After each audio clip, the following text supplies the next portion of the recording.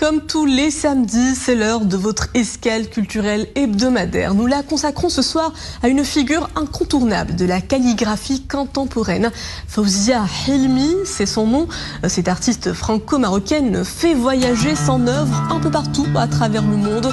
Son art, on le retrouve sur les murs des hôtels les plus prestigieux au Maroc et au Moyen-Orient. Ses lettres s'affichent fièrement au prestigieux Louvre à Abu Dhabi et à l'Institut du monde arabe. Des courbes et des lignes qui s'entrelacent pour reprendre vie sous ses doigts. Chaque trait signé Fawzia Hilmi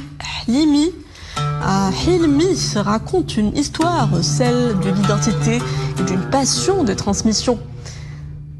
C'est à Toulouse que Fawzia Hilmi a vu le jour, bercée par deux cultures. Après une maîtrise en marketing à Paris, c'est aux États-Unis qu'un simple vœu change le cours de sa vie. Une rencontre inattendue déclenchera chez elle une révélation, celle de la calligraphie arabe. De là, une histoire d'amour et de passion est née. L'artiste appose sa griffe pour les plus grandes maisons de luxe, tout en gardant la même vocation, unir les âmes et faire dialoguer les cultures par la beauté des tracés. Inspirante et inspirée, l'artiste continue de tracer son chemin avec patience et humilité.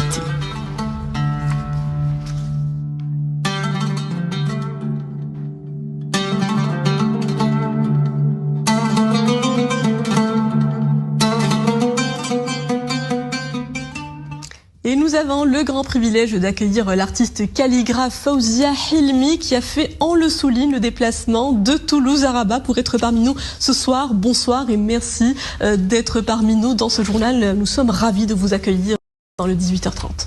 Bonsoir, merci à vous pour l'invitation. Je suis très heureuse d'être ici. Alors, comment déjà la passion de la calligraphie arabe s'est-elle emparée de vous, vous qui êtes né à Toulouse en France? Oui, eh bien tout d'abord, j'ai commencé à apprendre à lire et écrire l'arabe littéraire dès l'âge de 6 ans, car mon père, Allah yarhamou, souhaitait qu'on n'oublie pas notre langue d'origine.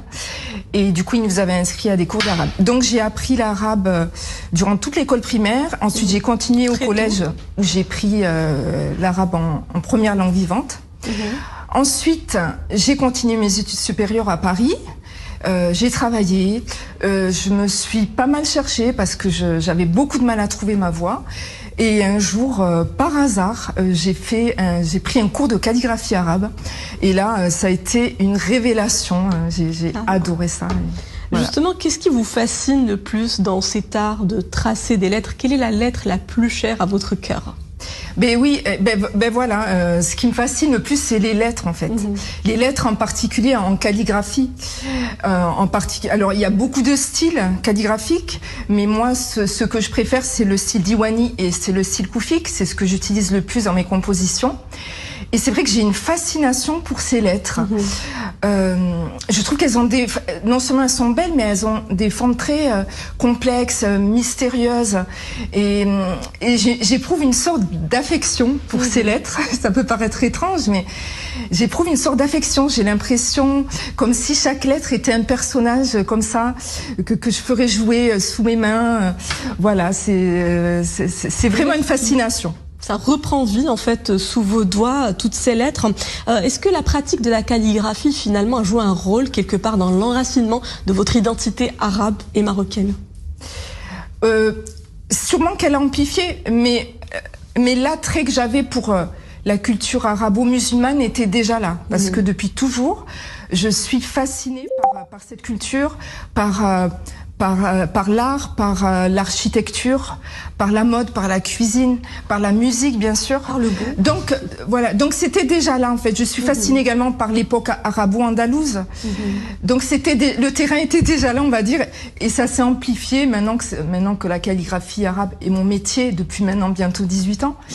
Donc forcément, ça s'est encore amplifié, oui. On revient justement vers vos débuts. 2012 a été une date charnière dans votre parcours puisque c'est la date de votre première collaboration avec une grande chaîne d'hôtels. C'était une expérience challengeante pour vous qui veniez de faire vos premiers pas dans le domaine. Oui, disons que c'était mon premier gros projet professionnel.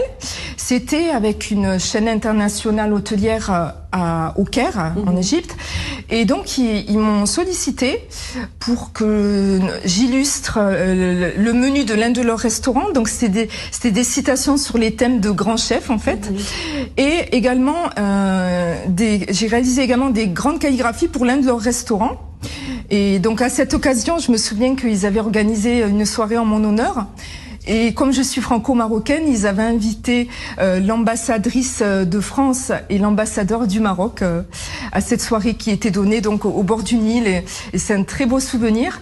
Et c'est vrai que ce projet m'a donné une meilleure confiance en moi et a été un peu un déclic pour la suite. Et justement, sont suivies d'autres collaborations plus stimulantes avec de grandes maisons de parfumerie, de haute parfumerie. On imagine bien qu'à cette étape de votre parcours, cette reconnaissance vous a donné des ailes, n'est-ce pas? Ben, c'est vrai que c'est gratifiant. Donc voilà, j'ai commencé à collaborer avec plusieurs marques de luxe, notamment Armani, Hermès, Kilian. Et c'est vrai que quand des personnes comme Giorgio Armani, Kylian Hennessy m'accordent leur confiance, me choisissent, c'est des gens qui ont l'habitude de voir passer beaucoup d'artistes, qui sont exigeants. Donc évidemment, le fait qu'ils valident mon travail, qu'ils apprécient mon travail, ben, c'est très touchant, c'est très gratifiant.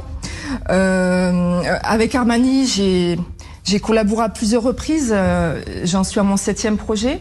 J'ai notamment travaillé sur des parfums, également la déco de l'une de leurs boutiques aux Émirats.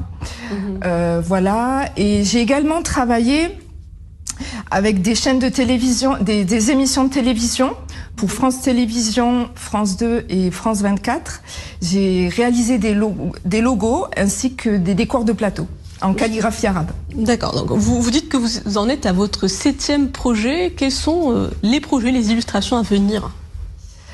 Alors là, il y a un gros projet à venir. Alors c'est un petit scoop entre guillemets, parce que j'en ai jamais parlé. Donc c'est un projet qui est à Rabat. Au Maroc. Voilà, au Maroc. Et en fait, mes calligraphies vont décorer une partie de la tour Mohamed VI à Rabat, donc l'une des plus hautes tours d'Afrique, la plus haute du Maroc. Donc une trentaine de calligraphies de grand format vont décorer plusieurs étages de la tour. Et vraiment, c'est un grand honneur pour moi. Un honneur et une reconnaissance de votre talent, surtout. Ouais. Je suis très heureuse. En tant que calligraphe, justement, reconnu à l'échelle internationale, vous sentez-vous investi d'une mission qui est de diriger des ponts entre l'Orient et l'Occident?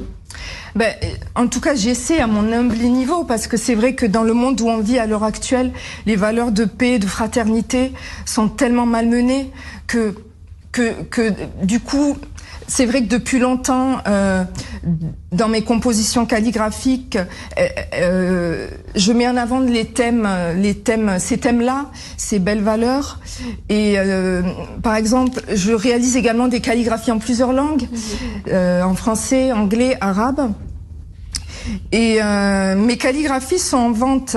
J'ai l'honneur d'avoir mes calligraphies en vente dans les boutiques de musées du Louvre Abu Dhabi et de l'Institut du monde arabe.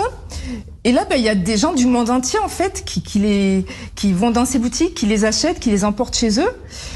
Et pour moi, c'est le meilleur moyen, en fait, de relier l'Orient et l'Occident. À travers la lettre qui est finalement un langage universel. Voilà, tout à fait. Je vous remercie, Fawzia Hilmi, pour ce partage inspirant et votre regard, surtout, sur la calligraphie à la lettre arabe. Merci d'avoir été parmi nous. Merci à vous.